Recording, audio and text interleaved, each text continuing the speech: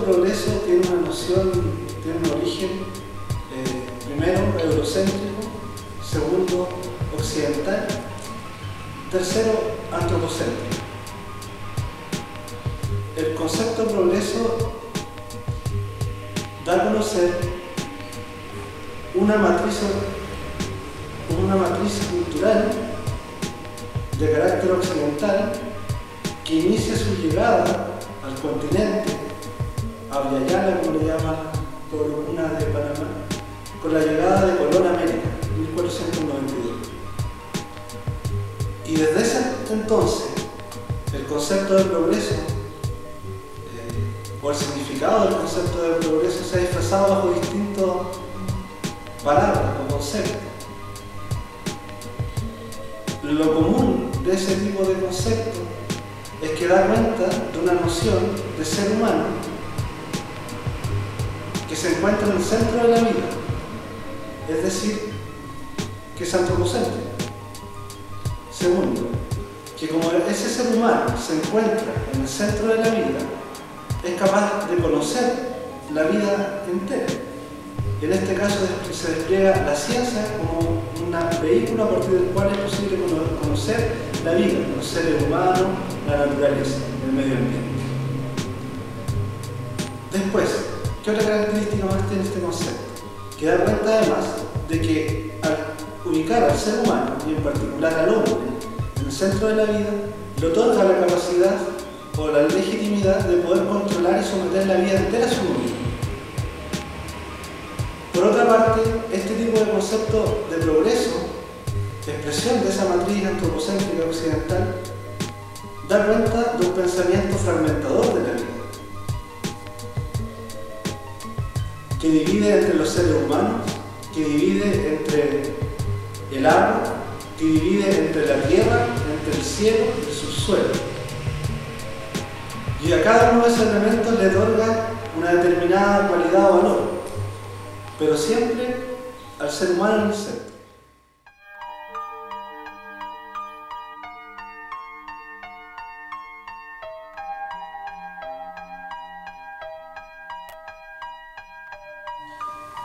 A mediados del siglo XIX o en el siglo XIX, teniendo en consideración que nuestro pueblo habitaba a ambos lados de la cordillera de los Andes, o sea, tanto en Puelmapo como en Gulumapo, los estados nacionales, chilenos y argentinos, despliegan un proceso de invasión, la guerra, como se conoce en Mapuche.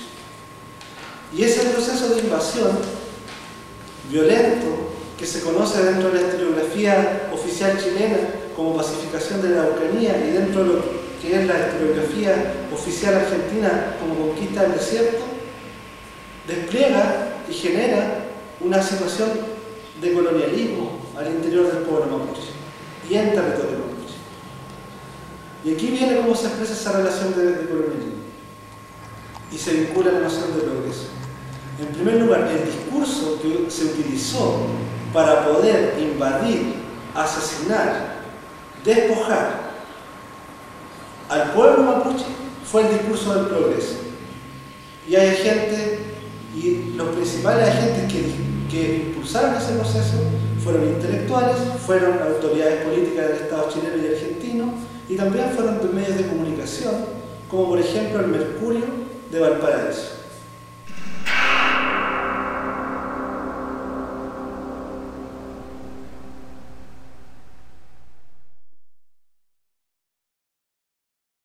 Los medios de comunicación en su mayoría están ligados con el gran poder económico, empresarial y también político de este país. Es cosa de ver, por ejemplo, cómo los mismos dueños de empresas como el Mercurio o Copesa o consorcios radiales están ligados a las grandes empresas también que operan en el Puelmapo. En ese sentido, los medios de comunicación evidentemente que promueven una visión muy ligada a este concepto del empresario y por lo mismo denigra en cierta medida la lucha del pueblo mapuche cuando se pone a este tipo de desarrollo o de proyectos que sabemos afectan los territorios, afectan los recursos, afectan la tranquilidad y la autonomía de las comunidades.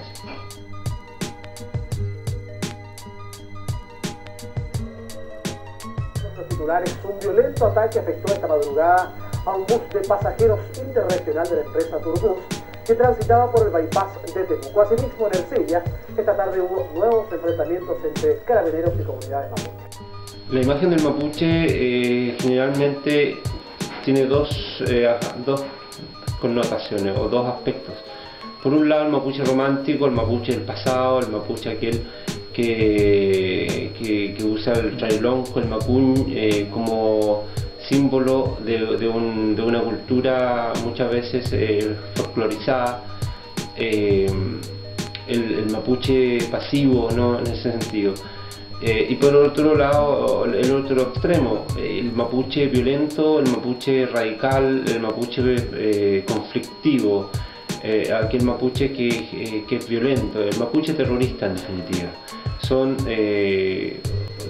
tal vez, a mi juicio, las dos visiones más reiteradas que los medios de comunicación presentan en la actualidad a los mapuches.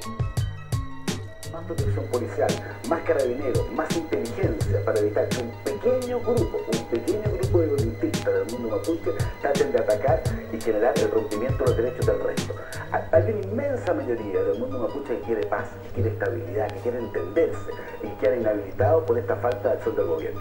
Las dos preguntas tuyas tienen un común denominador, esa es la falta del principio de autoridad. Aquí cualquiera hace lo mismo, lamentablemente con los niños, que hablo de los demás, pero partes del país que son prácticamente la ley. Y en la zona de la Araucanía puntualmente, más ayuda social o militarizar la zona, que son básicamente los dos puntos de vista que se han propuesto. Hacer las cosas bien, si no está el gran problema, y hoy día lo explicaba Elena Bombal, que es una especialista precisamente en ese tema, si el drama es que el acceso a los terrenos nuevos que están las personas acceden, básicamente tiene que ver con el grado de presión. Entonces, si tú tomas una comunidad, tú aleas, tú estás con problemas, ¿qué es lo que hace el gobierno? A esa gente le dice, mire, si no siga molestando, entonces le entregamos un campo. Entonces, ¿cuál es el incentivo? En vez de hacer las cosas bien, a través de los subsidios, en forma ordenada, en forma precisa, se reacciona frente al tema de la violencia. Y eso, violencia trae más violencia. Y hay un lugar de Chile grande, y eso trae más pobreza. Si tú miras posteriormente los indicadores, ahí se radica la pobreza. Tenemos que hacer algo más potente. Es urgente en esta materia también un cambio. Son víctimas y consecuencia producto de alevosía de empresarios ambiciosos que actúan con cobardía bajo terror de estados como aplican la tiranía. En el nombre del progreso es mierda de hipocresía. Son víctimas y consecuencia producto de alevosía de empresarios ambiciosos que actúan con cobardía bajo terror de estados como aplican la tiranía. En el nombre del progreso es mierda de hipocresía.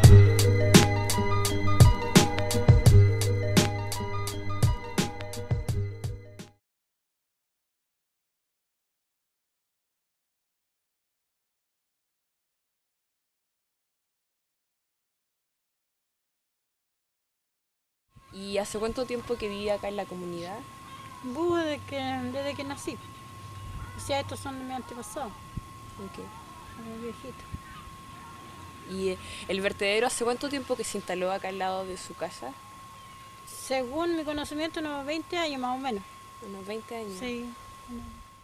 De hecho, ese terreno fue, si ustedes ven históricamente, fue de un lonco, ¿ya? Y después pasó a la familia de él cuando murió, y fue una hija o nieta de él quien se casó con un chileno, y finalmente este chileno vendió el terreno a un empresario.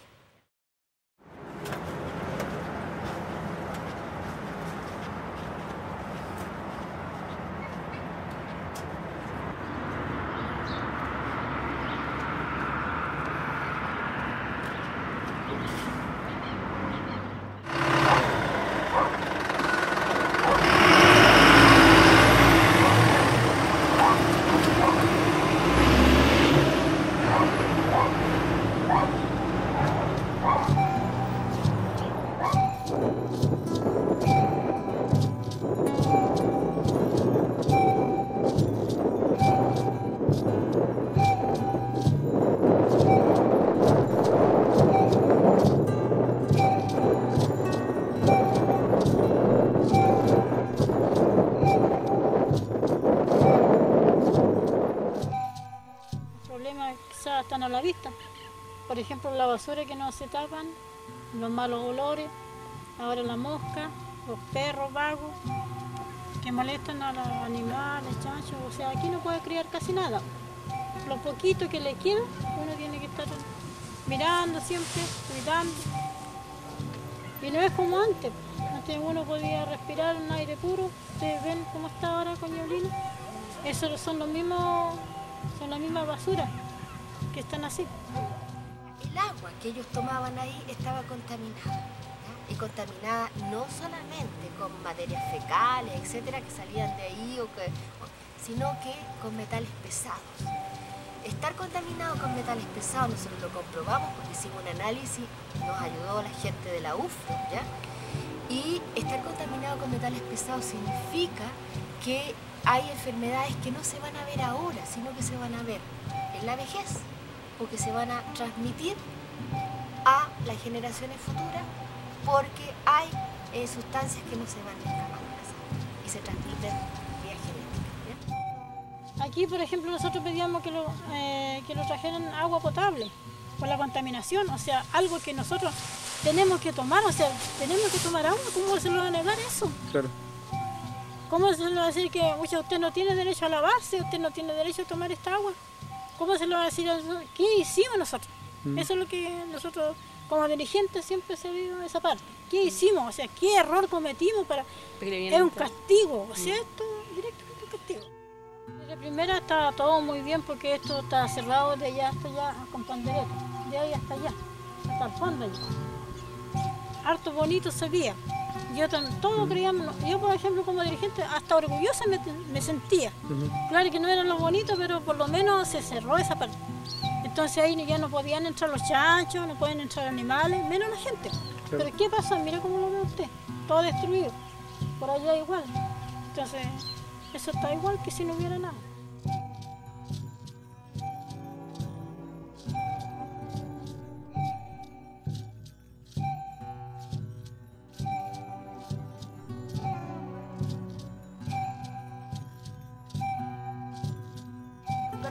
A comer y a quedarse en este basurero, ¿ya?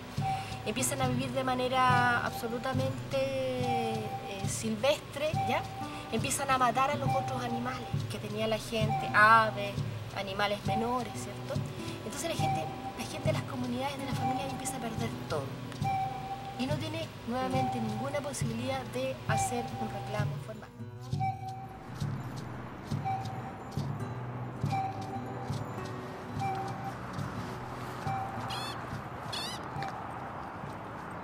Aunque trabajaran la tierra, igual no pueden vender. Por ejemplo, ahora, ¿qué es lo que más se vende? Lo único que se puede sembrar más es los cereales, trigo y lupino. Porque el lupino, por ejemplo, uno no lo come, no lo consume.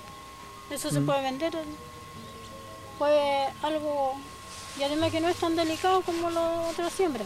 Por ejemplo, la arveja, con esta Ñublina se quemó. La hojita se le quema, las flores, entonces no se da nada. No saca nada uno con eso. Sí, siempre hemos sembrado porque de eso uno como agricultor vive de la siembra. Vive de sus tierras, de lo que le deja su antepasado, porque si uno no trabaja, ¿de qué va a vivir? Uno como campesino tiene que vivir de eso. Y dígame, ahora ya no puede sembrar usted. No, ahora por ejemplo aquí, en el suelo que tenemos aquí, ya no podemos sembrar. Del vertedero incluso hay unas casitas, te fijas, todo, o sea, cambia todo el patrón, donde ellos tenían sus casas con sus huertas, ¿cierto? Sus lugares para las aves, sus lugares para los animales domésticos, chanchos, etcétera, ¿ya? Ellos bebían esa agua, etcétera, después empiezan a tener que depender del municipio que les lleve camiones, cisternas con agua, ¿ya? Y realmente se abandona todo tipo de actividad agrícola y empiezan a reciclar, ellos mismos empiezan a reciclar. ¿Qué sucede con las comunidades vecinas aledañas más lejanas a esto?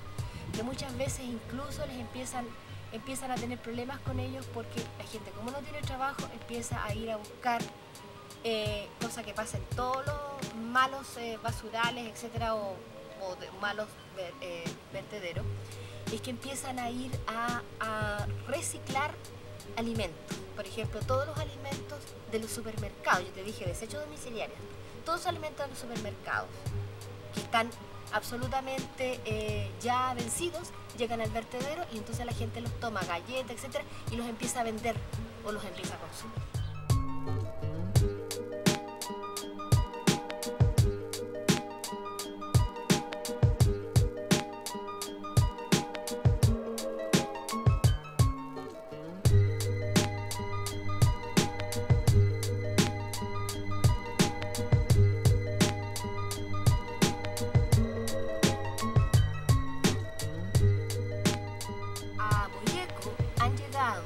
Desechos, no solamente domiciliarios de todas las familias y de nosotros también, ¿no?, que vivimos en la ciudad de Temuco, sino que además de esto, han llegado, en la época en que yo fui, llegaban desechos del hospital. Porque es terrible pensar, pero los fluidos, por ejemplo, de cadáveres, etcétera, ¿ya?, que deberían haberse quemado en la zona, en un depósito del hospital de aquí regional, no existía porque se había echado a perder y por lo tanto se llevaban jeringas, se llevaban depósitos de todo, apósitos, etcétera, usados, sábanas, etcétera, y no sabemos qué otras cosas más, ¿ya? Yo eso lo vi. Y eso, además, la gente que entraba de distintos lugares, ya sea de las comunidades cercanas o del mismo Temuco, que empezaron a ir a entrar a ese, entre comillas, negocio donde tú podías sacar cosas, usaban eso. Piensa la cantidad de enfermedades que pueden haber ahí, ¿ya?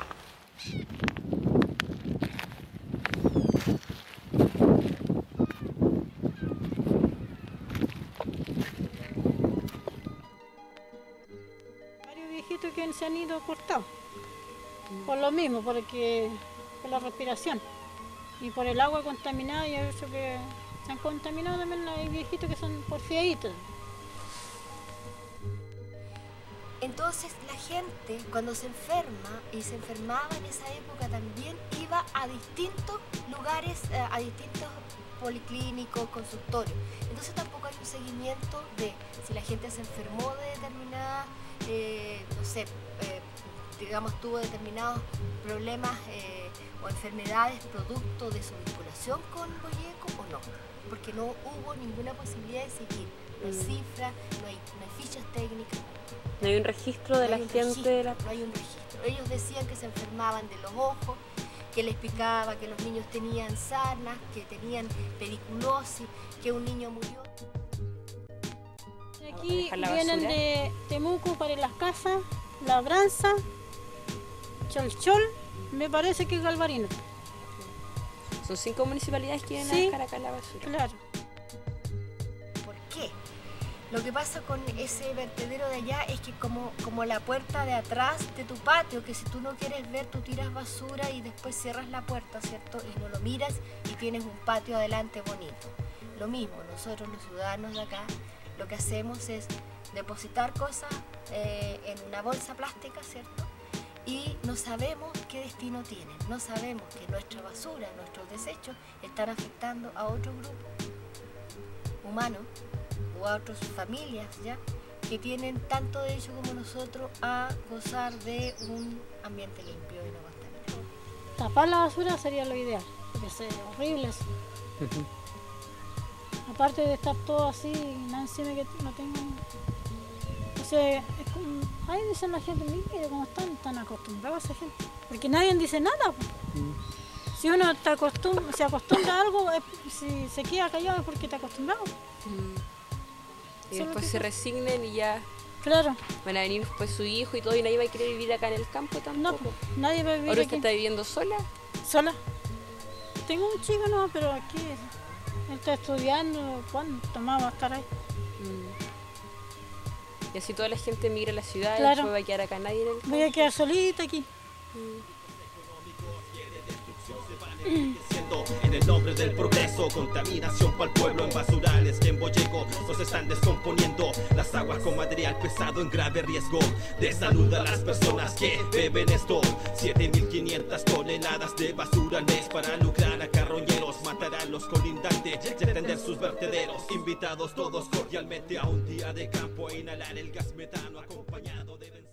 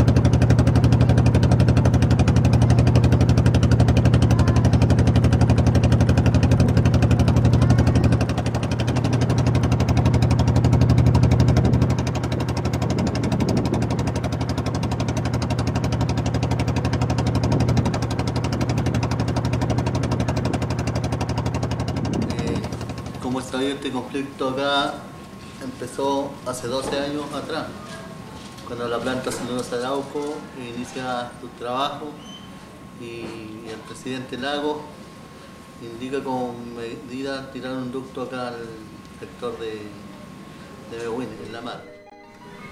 Bueno, la empresa siguió trabajando en forma silenciosa y logró contactarse con los líderes de los sindicatos de pescadores de Mewin.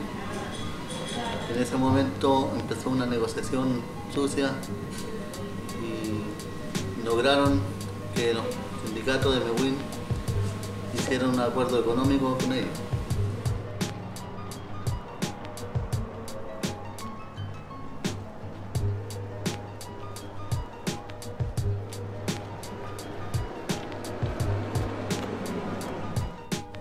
Pasaron así varios años hasta que en 2007 la empresa hace una negociación con los sindicatos de Mewin, la Federación de Pescadores de Mewin, en el cual hicieron un acuerdo económico y para lograr ellos venir a colocar su ducto al mar. Entonces, en ese momento hubo una división acá en el sector de la parte del sindicato de pescadores y la parte de las quenchas, que nosotros sí seguimos en esta lucha, no por dinero.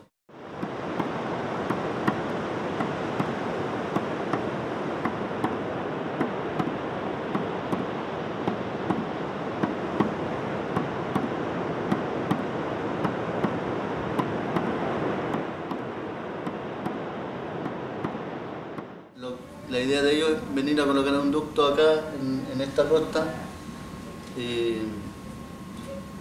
con 200 o 300 metros más adentro de aquí de la playa, un ducto donde tiran sus riles, materiales tóxicos que producen cáncer. Agua, aire, pide la vida de la hermosa Mahuiza para seguir latiendo y bailando con el curruf de sentimiento. Verano, primavera, otoño, invierno, huecufe de metal. Va del imperialismo, winca del norte occidental. Nuestros anuncas ancestrales los han devastado a danzar con la muerte, los han condenado. Agua, agua, pide las llagas de la tierra provocado por el árbol que seca su vena y las condena. Eucalipto, pino insigne es el emblema del Wicca transforestal que envenena nuestro sistema de la vida, nuestra hermosa vida y en el Chen creador. El accidente de hoy no está causando ningún daño ambiental, lo que está causando es un daño a la imagen de la compañía, nos está causando un daño a la credibilidad con las autoridades. Menos de 2 semanas, la planta Licancel, que tienen en la 7ª región,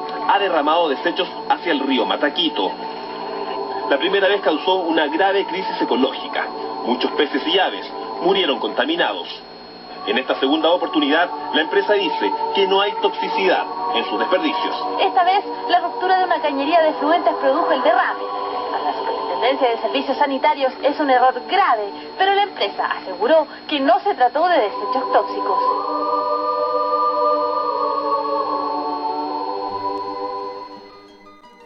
En el fondo hay un elemento, a unos le llamarán lafken, los mapuches, otros le llamarán mar, otros le llamarán bien, un recurso, queramos llamar como queramos. Existe un elemento que está en disputa en cierta medida. Los significados que se le otorgan a ese elemento son distintos. ¿Por qué? Porque mientras una empresa avalada por un tipo de legislación concibe que el mar es una mercancía, que los elementos que se encuentran al interior del mar es una mercancía y por ende puede ser apropiado, el significado de ese elemento es un significado material y fundamentalmente económico. Y ese del pensamiento no solamente era el pensamiento que tiene, o es el pensamiento que tiene la empresa o el Estado, sino que también el pensamiento que tiene la gente que recibió plata, los pescadores de Merwin que recibieron plata de la empresa Senco. En contraposición a eso, existe una relación distinta, en este caso con el mar, de parte de las comunidades lafkenches en la zona de Merwin, que no solo lo consideran como un elemento material, claro, un elemento a partir del cual sostienen los recursos para poder satisfacer las necesidades alimentarias básicas de autoconsumo o también de comercialización, pero también es una fuente espiritual, también una fuente que en el fondo otorga determinada, es una fuente que en el fondo termina otorgando otro tipo de propiedades que son también necesarias para que las personas podamos vivir. Entonces, dentro de esa perspectiva, lo que tenemos en disputa es un elemento en común, con dos concepciones distintas de vida que están disputándose. El tema es que las condiciones sociopolíticas bajo las cuales se desarrolla esta disputa son desiguales.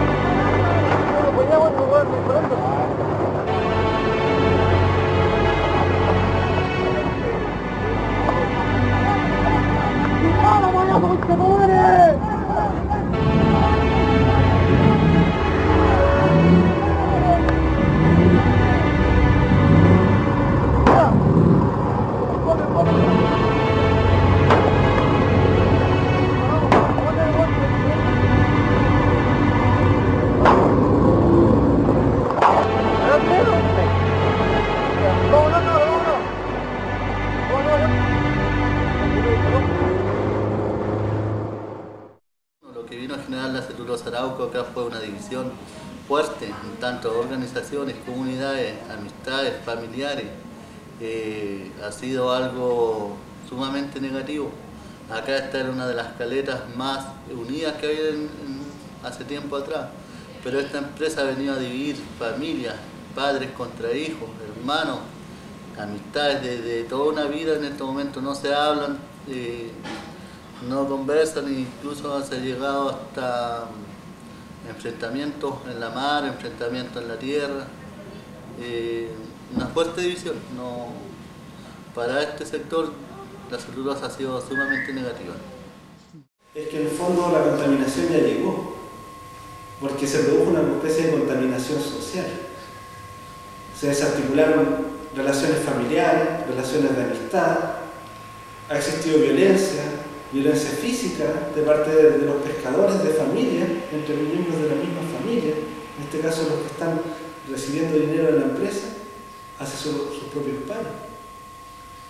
Y no solamente violencia física, sino también una violencia ideológica que está latente, una violencia simbólica que está latente, un estado de... Imagínate que la gente, para poder dedicarse a resguardar el mar en su momento, para que los pescadores de Merwin no puedan ingresar a hacer los estudios, fue a establecerse en la caleta de Mississippi, el lugar donde desemboca el río Lingue y por donde los pescadores tienen acceso al mar. A partir de ese, ¿por qué? Porque los pescadores al momento de tener acceso al mar iban a colaborar con la empresa en la toma de las muestras para poder realizar los estudios de impacto ambiental.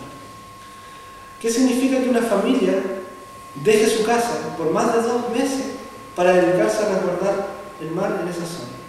Significa una preocupación por los hijos, que quizás no existió tanto, pero sí la relación familiar se ve afectada, la relación con los hijos. ¿Qué significa en términos de tu sustento económico? Para el 2 de abril vino una turba como de 100 pescadores que se dicen ser pescadores, vinieron en botes como en 15 embarcaciones, cada embarcación traía 10-12 tripulantes a bordo sin permiso, sin zarpe, donde la autoridad no dijo nada. Los marinos no fiscalizaron que estas embarcaciones venían sin zarpe, que venían sobrecargadas de tripulantes, de que venían con armas de fuego, de que venían con piedras, de que venían con hachas. Eso no se hizo, jamás se hizo una fiscalización a esa irregularidad que hubo en ese momento.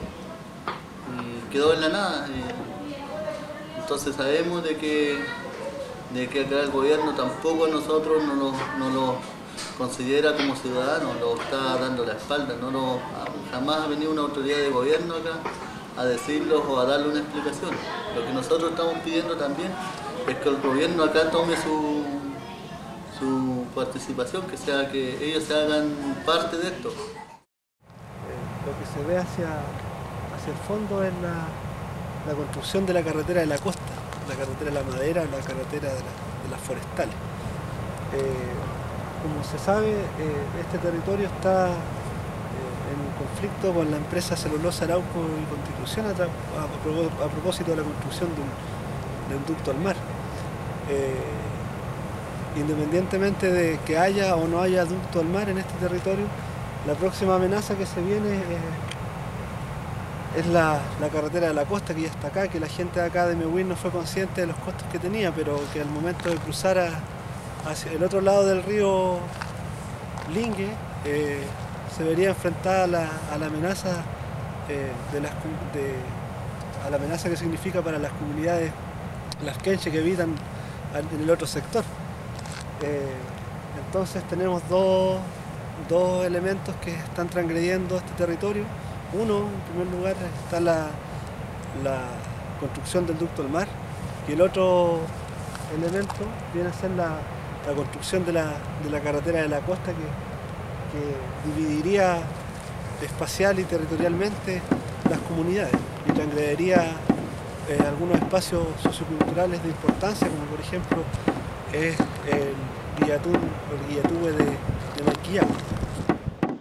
Yo soy nacido acá, toda mi forma de vivir la vivo acá.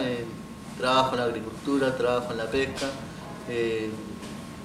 trabajo en la parte de abejas. Y, bueno, toda la gente tiene su autonomía en este sector. No trabajan con sueldos, toda la gente trabaja en forma autónoma. Y quizás eso es lo que le molesta de repente a los empresarios, de que no le estemos generando recursos como IVA o algo así. Para ellos esto no tiene ningún valor el trabajo que hacemos nosotros, pero nosotros sí tenemos una autonomía económica. Y quizás eso es lo que más le molesta tanto al empresariado y al gobierno.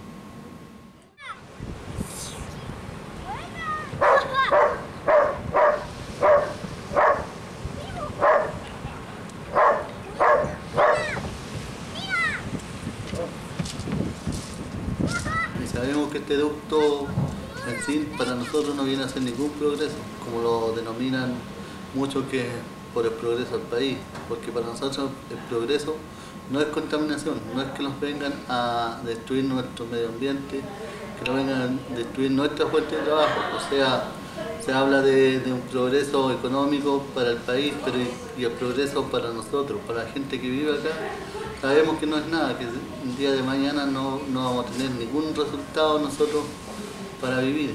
Y desde ahí nuestra lucha de nosotros de impedir que se hagan que se tire este ducto acá. Nosotros no estamos tan en contra de la celulosa. Si la celulosa quiere trabajar, pero que trabaje con ellos, pero respetando también nuestra forma, nuestra postura y nuestra forma de vivir. Colonialismo es legítimo en el nombre de sus intereses, impulsado, defendido y avalado por gobiernos como Celco Matapeces a través de engaño y desinformación local, con terrorismo de Estado que no les viene mal, comprando un par de hermanos imponen su mente occidental.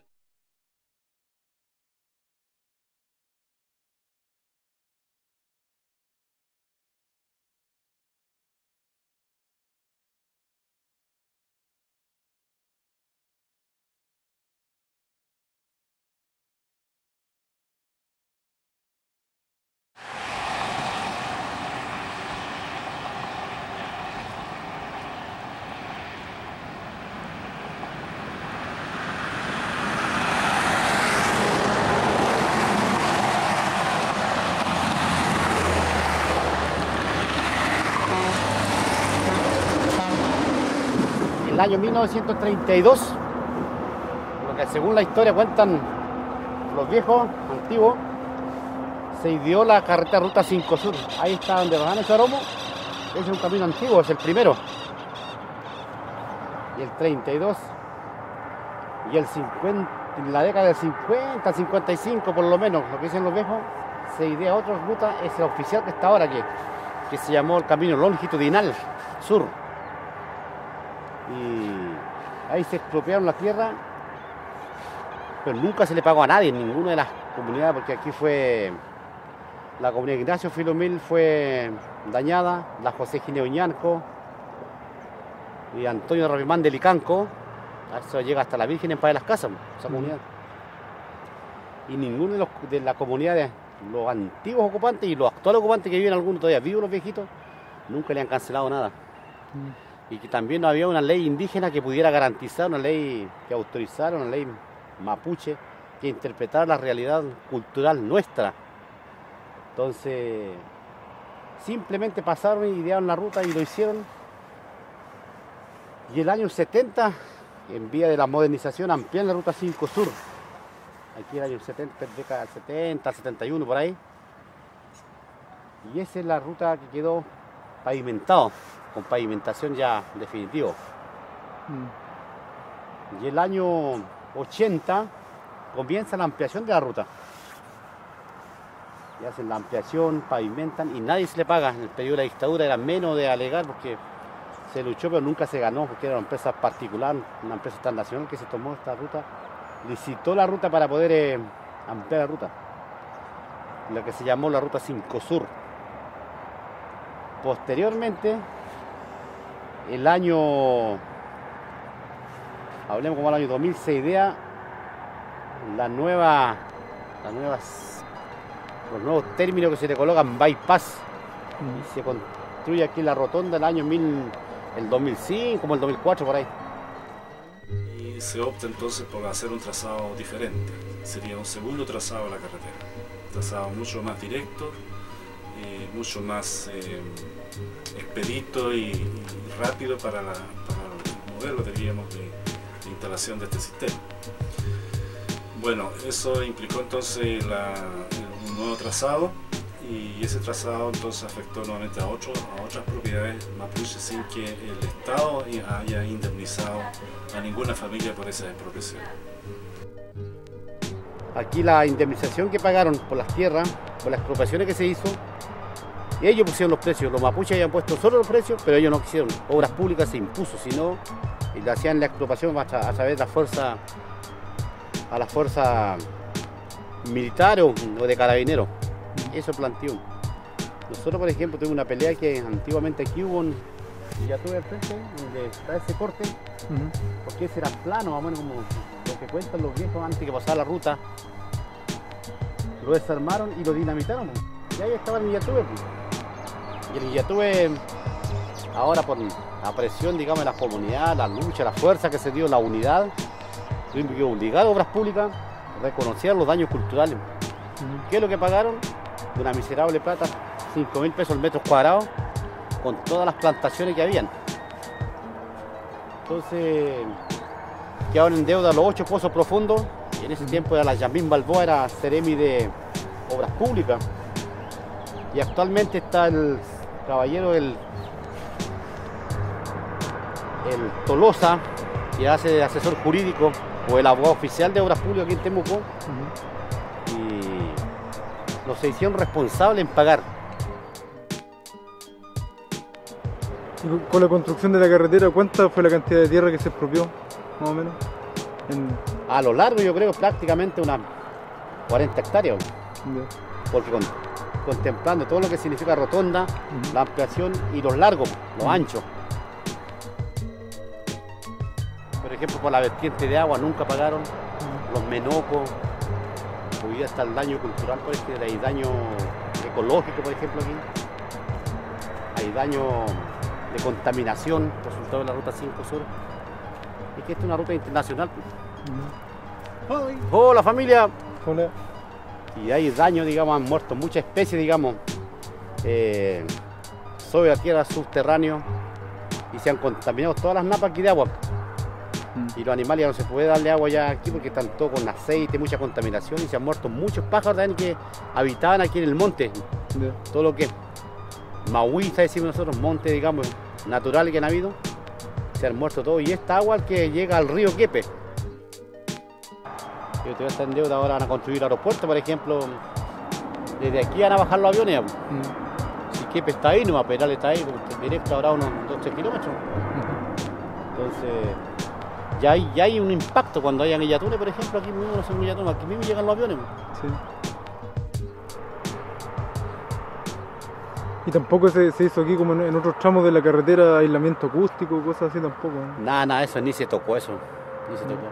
Nosotros hablábamos de eso, hablábamos del medio ambiente, que se forestara con árboles nativos por último a la orilla, para descontaminar un poco, que se sellara la contaminación de una manera que se hiciera un estudio ambiental, no se ha hecho. Prácticamente no se ha hecho nada en ese sentido. Entonces quieren que los mapuches se aburran, irse de aquí, y ellos seguir apoderándose de la tierra, ese en el fondo. Aquí no se ha hecho nada. No se idea una nueva agricultura, un nuevo trabajo para ordenar un poco, para arreglar la ruta 5 Sur, porque es una ruta internacional donde pasa el turismo, se ve la pobreza, pero eso no se preocupan ellos, la imagen del país, nada. Y la imagen de los mapuches, nada. Aquí han terminado, por ejemplo, a tal grado que la materia prima como el conquí, por ejemplo, ya no se puede hacer ruca mapuche porque no hay. La contaminación, el aceite, todo lo ha terminado. Y al hacer una ruca con eso, como está impregnado el aceite, en media hora se incendia la casa. Ya no se pueden trabajar con eso.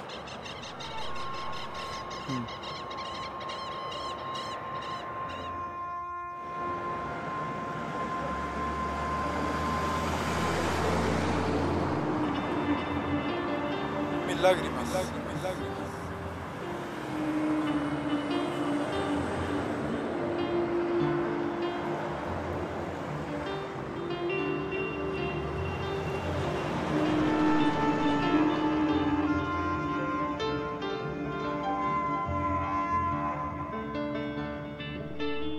Vuelvo a comer mis lágrimas. Aquí hay una superpoblación indígena y la comunidad cada día se achica, y además que tenemos la usurpación, esos pinos que están arriba, son tierras usurpadas por la cantera, por las Endasprique, o sea, por Endasprique este lado, y ahí la cantera que sacaron las minas andesitas ante la piedra.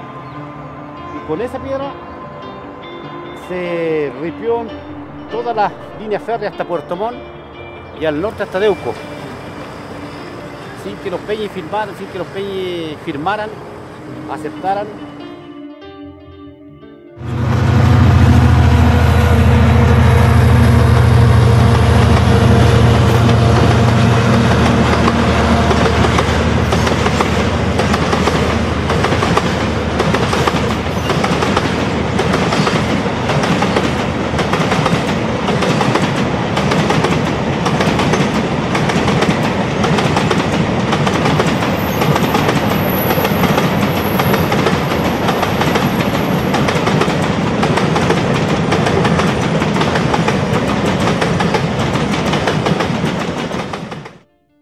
Antes lo veíamos diariamente, pues ahora para ir a ver la gente hay que dar vuelta en la rotonda.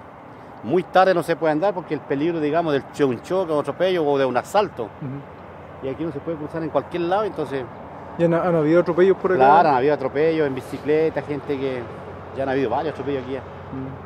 Y los animales, pues antes todavía existe la comunidad, lo que se ve otro lado es el tierra de la comunidad, de cada peña que pertenece a un predio.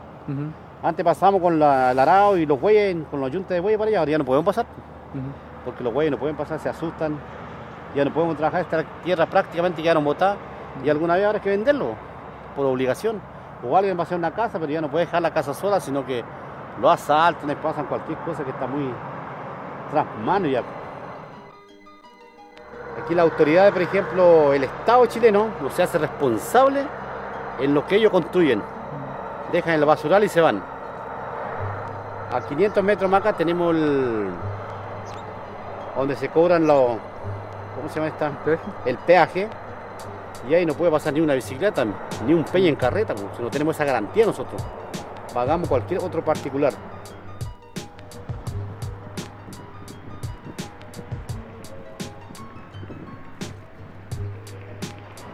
Aquí la pelea ha sido muy dura.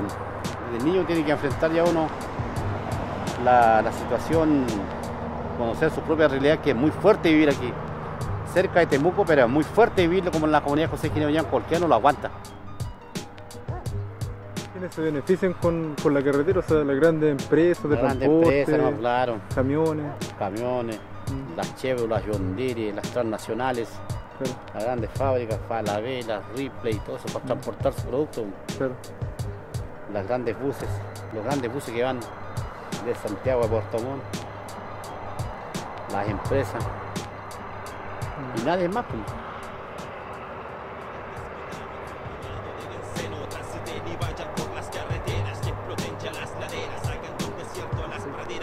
Que eliminen las canteras, degradación de los paisajes, destrucción de sitios culturales, interferencia con la movilización de un lado a otro de ganado y de residentes locales, adversos impactos socioculturales, más el polvo, el ruido y el asfalto da como resultado grandes impactos ambientales, contaminan aguas, ríos, Menoco y Estero, destrucción de sitios culturales, guía tu huesa.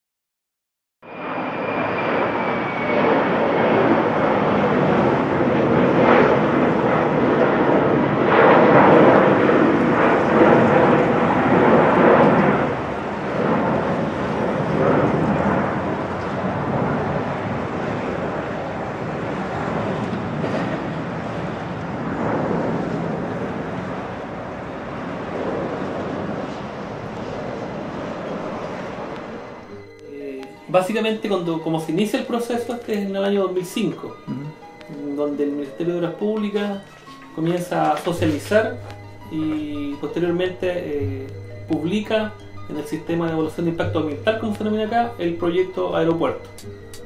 Ellos toman la decisión y comunican, en este caso a través de un procedimiento anticipado, que se va a construir en el sector de la comuna de Freire, Estero Perales, un aeropuerto internacional.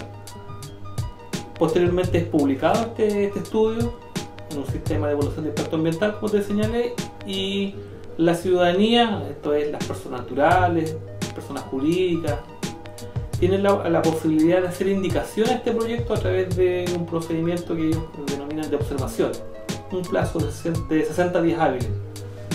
Eso es básicamente lo que establece el sistema hoy día en materia de proyectos y intervención medioambiental. Las comunidades en ese instante que nos dimos cuenta de que venía esta obra y que teníamos cierta capacidad también de respuesta, porque estamos hablando de un procedimiento extremadamente técnico, hicimos las observaciones, nos organizamos, hicimos las observaciones, alrededor de 300 observaciones al proyecto, las cuales no fueron consideradas posteriormente por la Comisión Regional del Medio Ambiente. la Comisión Regional del Medio Ambiente, que es un organismo más bien político, más que técnico, encabezado por el intendente regional. Los CEREMI y los jefes de servicio determinaron que el aeropuerto se construía en la comuna de Freire. Eso fue a finales del 2006. Posteriormente se presentaron algunos recursos o acciones legales, recursos de protección, recursos también de reclamación administrativa en relación a la determinación que se había adoptado, y ninguna de esas instancias lograron tener un buen puerto, digamos, se arribó a un puerto y las resoluciones en definitiva no fueron consideradas. Posteriormente, un grupo de comunidades del sector de Mabuyache-Trapilhue, en vista y considerando estos antecedentes, presenta ante la Comisión Interamericana de Derechos Humanos una reclamación que actualmente está tramitándose. Entonces, a grosso modo, desde el punto de vista técnico, jurídico, ese sería más o menos el proceso, digamos, a modo muy general. Pero en términos más concretos, más quizás de detalle, podríamos decir que el proyecto en cuestión hoy día cuenta con la aprobación, yo creo, del 50% de las comunidades del sector y otro 50% que está en contra.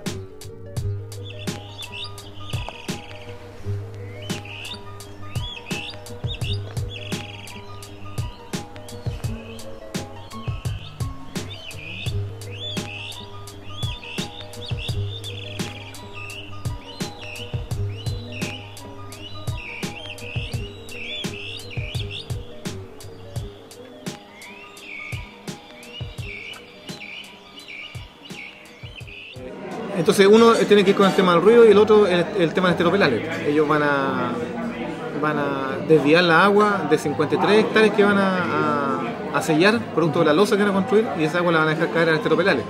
Y eso va a incrementar los caudales y van a aumentar la zona de inundación, que tampoco fue determinado por el proyecto, y que otro de los puntos que nosotros estamos pidiendo. El proyecto hizo una modificación este año donde sí hacen un estudio, pero hacen un estudio de la inundación solamente en la zona del aeropuerto, es decir, la losa. Es decir, gracias a que las comunidades alegamos, ahora se dieron cuenta que efectivamente la losa del aeropuerto se iba a inundar, porque estaba construida sobre el fondo o sobre la base de una cuenca, en la cuenca del esteropelales. Y esa modificación que hicieron al proyecto, la informaron recién la semana pasada a la CONAMA. Se trata que van a 5 kilómetros de esteropelales lo van a drenar, o van a dragar, van a rebajar el perfil del estero para que dé salida más rápido al agua que se inundaría en la zona de la losa. Pero en ninguna parte ellos se hacen cargo de lo que pasa con las comunidades que están en el entorno, la inundación en las comunidades. El proyecto del aeropuerto fue evaluado en varios aspectos. Uno de ellos era el tema del ruido. Entonces la empresa consultora que se llama Acústica Limitada, una empresa que está integrada por profesionales ligados a la Universidad de Chile en Santiago, ellos hicieron lo que se llama determinar la línea base. La línea base se trata de poder tener claro en cuanto a número cuál es la situación hoy día en las comunidades, en el ruido que hay. Y ellos midieron 16 puntos, eso sale en el proyecto, y los 16 puntos le arrojó un ruido promedio de 45 decibeles. Entonces cuando vimos ese nivel de ruido tan alto en las comunidades, uno va a un potrero y no hay ese ruido, o sea, habrán 5 decibeles. Comenzamos a estudiar de dónde habían obtenido, cómo determinaban esa línea base, y la determinaron porque de los 16 puntos solamente uno estaba en una comunidad, en la comunidad correspondía a Fermín Maquilera, y los otros 14 puntos son zonas urbanas o semiurbanas, que son Quepe, el consultorio, la escuela y la carretera. Entonces ahí nos dimos cuenta que el nivel de ruido no reflejaba el ruido de las comunidades.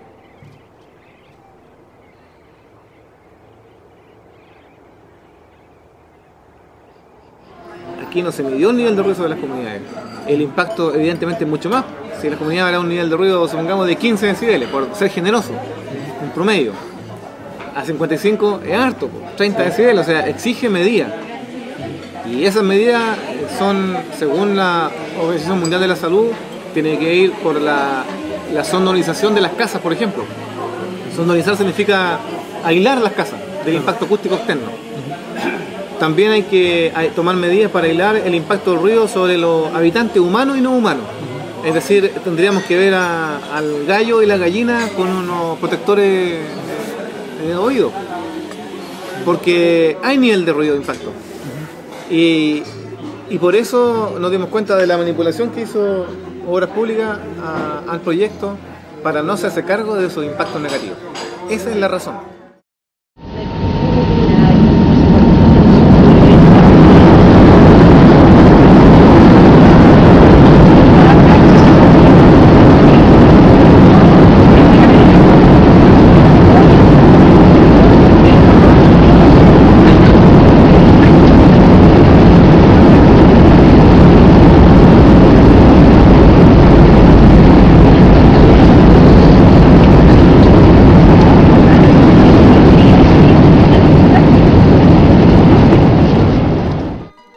Punto de vista cultural,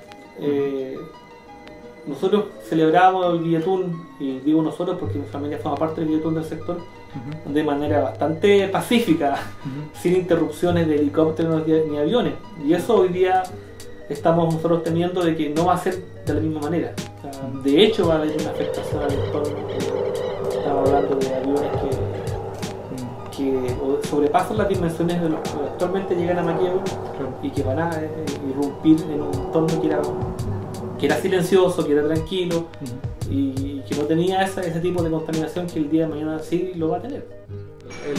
Los conflictos que se han generado en las comunidades los ha dirigido el gobierno regional, los intendentes, los distintos que han habido. Primero fue Eduardo Klein, después fue Óscar El Tit y ahora Nora Barrientos. Los tres han dirigido las acciones que nosotros hemos calificado de terrorismo de Estado, porque ellos, mediante recursos, mediante el anuncio de entrega de galpones, cercos, mallas, fertilizantes, estacas, incluso casas, viviendas, mediante el anuncio de la entrega de esos bienes, le piden a la gente que cambie su opinión y deje de resistir al proyecto. Y eso se llama, según la definición del Ministerio de Educación, eso se denomina terrorismo de Estado, cuando se pretende cambiar con recursos estatales la voluntad de las personas, mediante la amenaza de negación de recursos estatales. Va a haber un impacto social, que acá vino una comisión de la ONU y estableció que iba a haber migración forzada. La migración forzada se produce porque, producto de los cambios de las condiciones ambientales, la gente va a tender a irse por el ruido y por los problemas del estero. Esos son los mayores impactos. Y eso provocan que las personas huyan del sector, no de un día para otro, pero en el largo plazo se va a notar el impacto fuerte. Y eso a eso se le agrega que aquí hay una situación cultural de comunidades que tienen una identidad propia, entonces se le está destruyendo a esas comunidades que habitan en el sector. Y la prueba de ello es lo que ocurre en el aeropuerto Maquegua, porque la gente del aeropuerto Maquegua, en los entornos, tiene abandonados los campos en un buen porcentaje, hay basurales, y es porque la gente huye, la juventud sobre todo se va, pues no es un ambiente agradable para vivir. Eso es lo que ocurre con los aeropuertos. No es lo que dice el gobierno que detona el desarrollo, eso no es efectivo. Y los impactos productivos hacia ellos es que la mayor parte son productores de hortalizas y la agua la extraen de dos esteros, el Quilco y el Pelale. El Pelale que recorre toda la cuenca, que descargan en el río Quepe. Y bueno, el aeropuerto contempla una planta de tratamiento de los activados que se llaman. Y esa planta de tratamiento, los líquidos van a ser descargados en el estero, de lo cual va a incrementar notoriamente, evidentemente, los coliformes fecales y los productos químicos producto del uso del aeropuerto.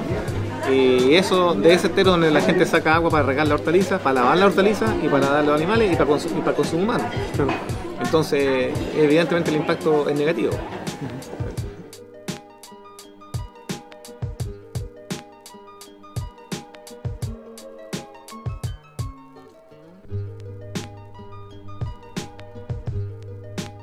De lo que yo he sabido, de lo que yo he visto, el aeropuerto genera entrada para un grupo bastante reducido de personas. No son...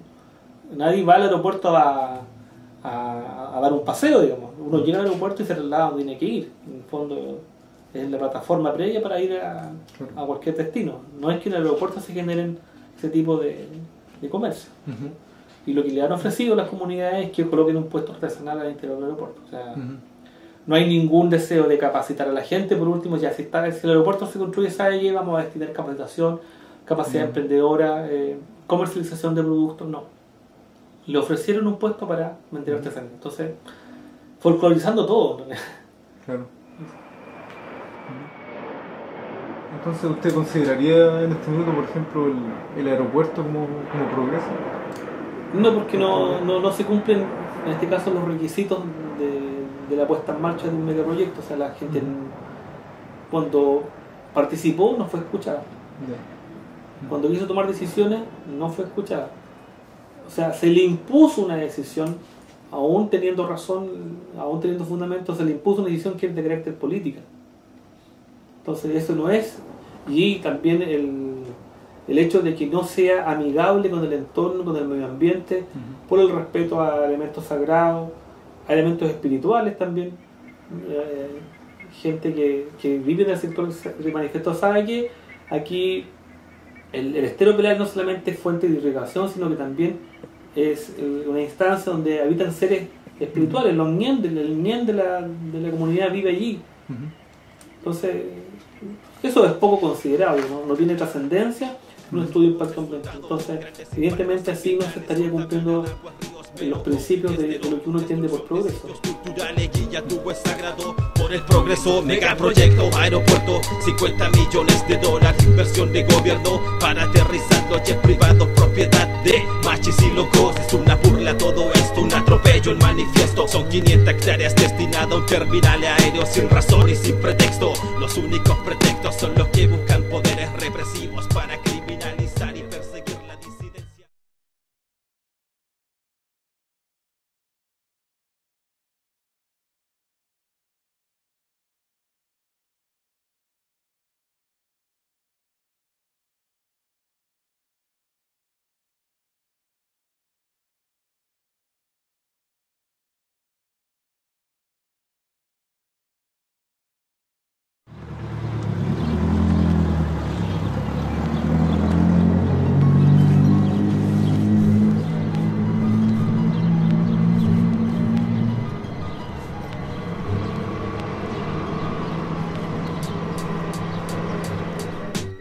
Una noción de tiempo y de espacio que es lineal, donde tú partes de un estado de barbarie, en este caso los mapuches, fue considerado como una sociedad en un estado de barbarie que debe ser acarreada, ya sea a través de la fuerza, a través del despojo de tierra, a través de la educación, hacia un estado distinto, superior, que es el estado de progreso, que supuestamente representa las sociedades occidentales. En su momento era Europa, posteriormente Estados Unidos, al cual siempre las élites políticas, intelectuales, académicas y económicas en Chile han tratado de imitar.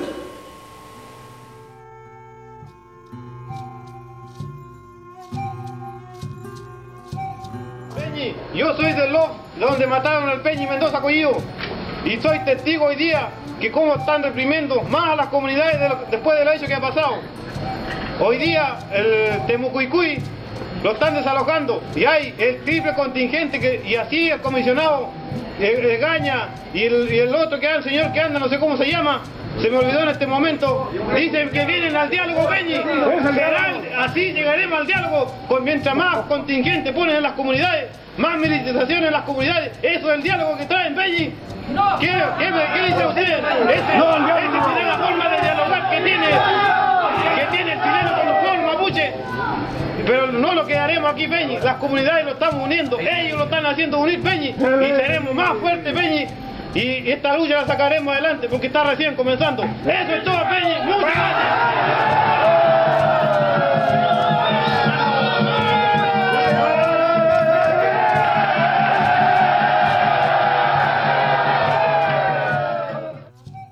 Aquí no hay un diálogo actualmente del Estado y sus administradores con el pueblo mapuche.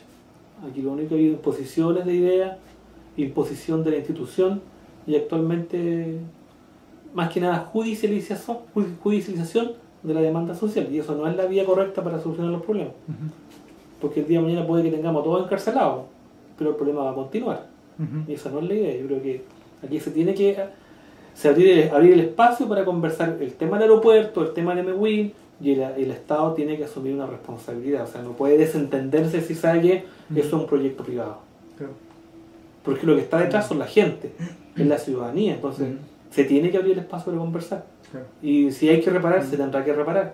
Y si hay que mitigar, bueno, hay que mitigar. Y si hay que decirle no a algunos proyectos por el bien colectivo, yo creo que también se tiene que tomar esa decisión.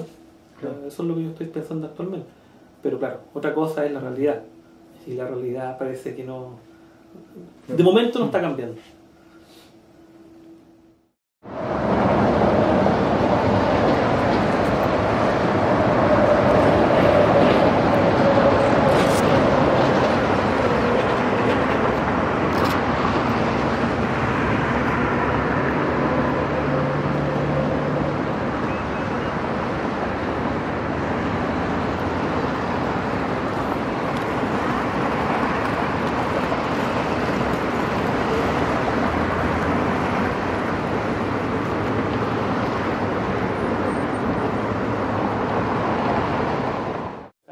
Una serie de irregularidades que hoy día se presentan en materia de política indígena que son gravísimas. Y tampoco tenemos instancias, como te decía anteriormente, donde poder interlocutar o dialogar estas problemáticas.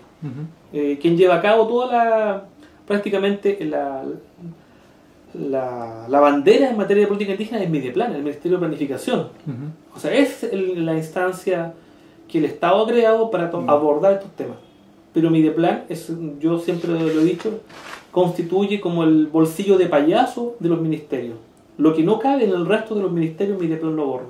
Estamos hablando de temas de pobreza, temas de marginalidad, temas de drogas, los ancianos, los grupos vulnerables y en este caso también los mapuches.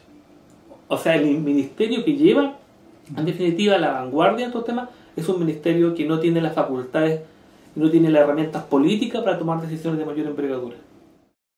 Entonces, nosotros pensamos trabajar enjuiciando al Estado. El Estado tiene que reconocer el desarrollo, el progreso que ha habido para el país, que obvio que hay que aceptar eso, pero que debe reconocer la presencia de un pueblo que tiene un idioma, que tiene una cultura, tiene una historia, una tradición de tiempos inmemoriales. Entonces, por eso nosotros quisiéramos que el Estado tiene que reconocer necesariamente, porque han pasado a llevar todos los principios valóricos. Aquí en Licán, donde está donde la venta del tractor, antes había un cementerio ahí. Eso pasaron por toda la ruta 5 Sur, lo sacaron con la máquina.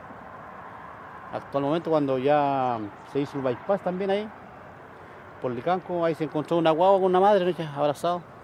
Ahí también lo sacó Obras Públicas, no sé dónde estará eso. Esos monumentos que lo llevaron para Santiago, parece. Entonces el Estado no respeta, nunca nos ha respetado nada. Entonces hoy día lo que pasa en Ercilla, por ejemplo, en Temucuicuy o en cualquier lado, nunca el Estado se ha hecho responsable en asumir defensa jurídica, o reconocer los problemas, o establecer conversaciones con la comunidad, hacer mesas regionales o mesas provinciales o comunales, tomar el problema y resolver el problema negociadamente. Como no ha habido eso, entonces los enfrentamientos siguen y van a seguir surgiendo por todos los lados. Yo creo que este no es el primer estallido que ha venido por historia. Han habido conflictos entre Malleco y Cautín, si no es con los particulares, con el Estado. Hoy día con el Estado. Las forestaciones, por ejemplo, de pino, de eucaliptos, donde seca el agua, donde se terminan los remedios, donde no se puede sembrar porque está muy seco, se secan las tierras con los pinos, la plantación de pino. Entonces es un problema serio, es un exterminio sistemático que hay implementando los particulares coludido con las autoridades comunales y regionales. Hay intereses creados, imagínate, todas estas empresas forman parte de los 3 grupos económicos más importantes del país: Mate, Luxin y Angelini. Y hay incluso otros, Sido Cooper, otros grupos económicos que tienen intereses. O sea, Mate no solamente tiene interés en el área forestal, sino que tiene también otros intereses que los Luxin, intereses mineros, también tienen inversión acá, los Angelini igual, en las mineras, la salitrera, salmonera, tienen bien distribuido su huevito en distintas canastas. Entonces aquí tocan todos sus intereses. Y eso, quizás de menor medida uno más que otro, pero siempre tiene intereses involucrados acá. Entonces, y además tienen el poder político porque se financian campañas con esto. Entonces ningún político va a ir en contra de ese tipo de decisiones. Lo van a hacer sí o sí. Hasta los estudios pues, tienen posibilidad de hacerlo y pagarlo. Entonces, uno se enfrenta prácticamente con un monstruo cuando quiere hacer frente a este tipo de realidades. Y ahí tú pones cualquier megaproyecto y es el caso muy similar. Para nosotros ha sido un monstruo pelear con el Estado, con la institución del gobierno, con los particulares, que hay muchos recursos comprometidos. La noción de progreso no está en la cultura mapuche, tal como se entiende desde mi punto de vista. Si existiese un concepto, hay varios conceptos que pudieran estar asociados a eso, pero siempre en un nivel mucho más horizontal que jerárquico. Y allí entonces está la gran contradicción cuando yo te decía que la noción de progreso es sobre el individuo, sobre el hecho que tú acumules más capital, que tengas más recursos, a nivel muy individual. Esa es la noción de progreso. En cambio, todavía en la comunidad existe esa noción de progreso, de noción, entre comillas, de progreso, en el que la gente busca esencialmente compartir los recursos que se logran obtener en esta vida. Y eso se expresa en el Guillatún, en el Ubún, en el Mafún, una serie de actividades sociales que todavía perduran en nuestra comunidad, donde lo que se tiene se comparte, y se comparte recíprocamente, y eso es la gran barrera, digamos, de las dos nociones. ¿Cómo definiría usted progreso? Mira, yo no te lo podría definir si no es a la luz un poco de lo que uno sabe, también de lo que es, y en ese sentido la legislación internacional, más que nacional, define el progreso en concordancia y armonía con los valores y con las prácticas, en este caso de las comunidades indígenas. Así se define el progreso a nivel internacional, con la participación, con la toma de decisiones, con el involucramiento de las comunidades en el desarrollo productivo. Sin la participación de las comunidades o de cualquier sistema natural que exista, eso en realidad, con el respeto al entorno, al medio ambiente, en ese contexto entendemos nosotros el desarrollo y el progreso. Porque para uno el desarrollo significará acumular dinero en la cuenta corriente, pero para otro el desarrollo es visto como una posibilidad de vida tranquila con el entorno y también con posibilidad económica y también de tener recursos económicos. Pero no necesariamente el solo hecho de tener recursos económicos signifique progreso. Tienen que incorporarse en este concepto elementos de respeto a la tierra, que en definitiva es el elemento fundante y todo fundante de nuestra existencia. O sea, a partir de eso entendemos el desarrollo, con la participación de las comunidades en la toma de decisiones, tal cual como lo plantea incluso el convenio 169. Hay dos artículos, 6, 7 y 8, que plantean esta cosa. Entonces, yo el desarrollo y el progreso lo defino a partir de elementos entonces jurídicos y también culturales involucrados. Una noche y su fugaz paso desprenden 1000 sueños.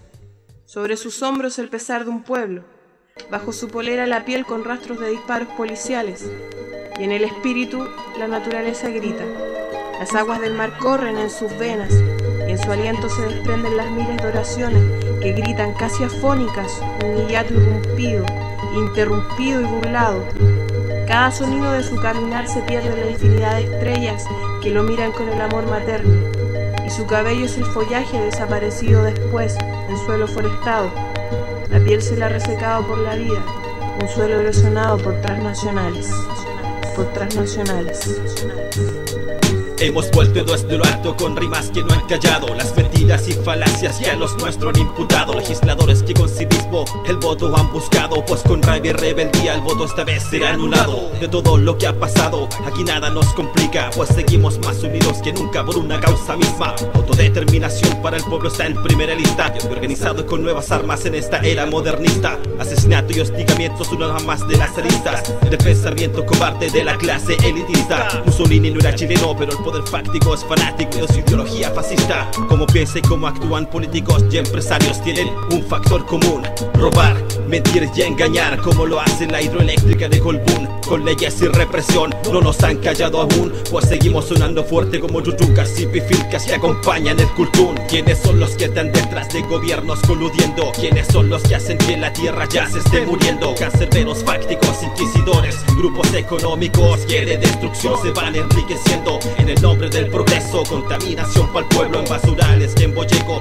nos están descomponiendo las aguas con material pesado en grave riesgo de salud a las personas que beben esto.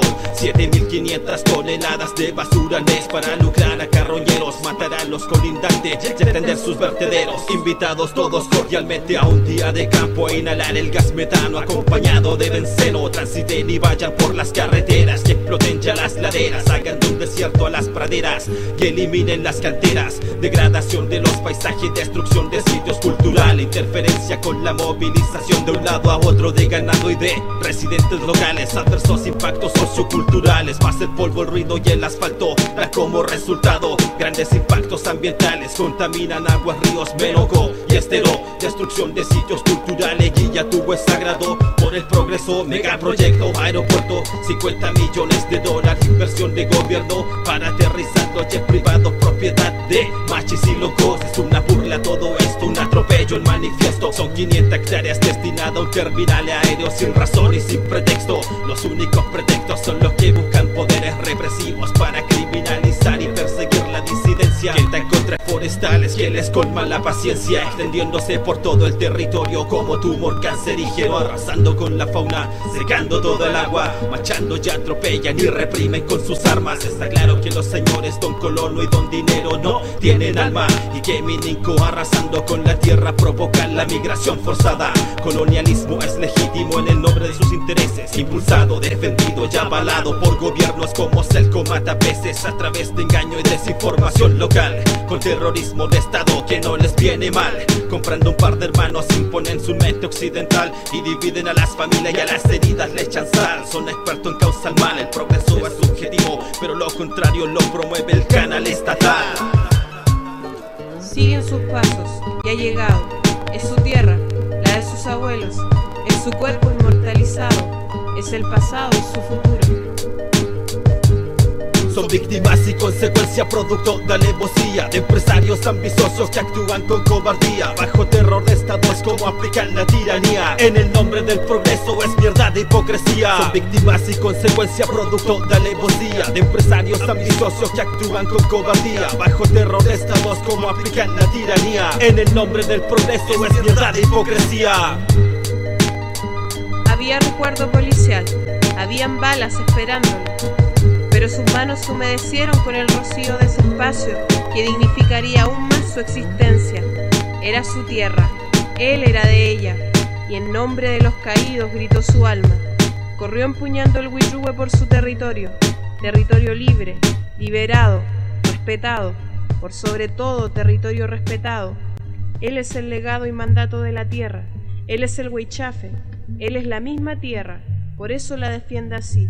Es la mujer y los niños, es el pueblo, pelea por mandato de la tierra y en nombre de los caídos.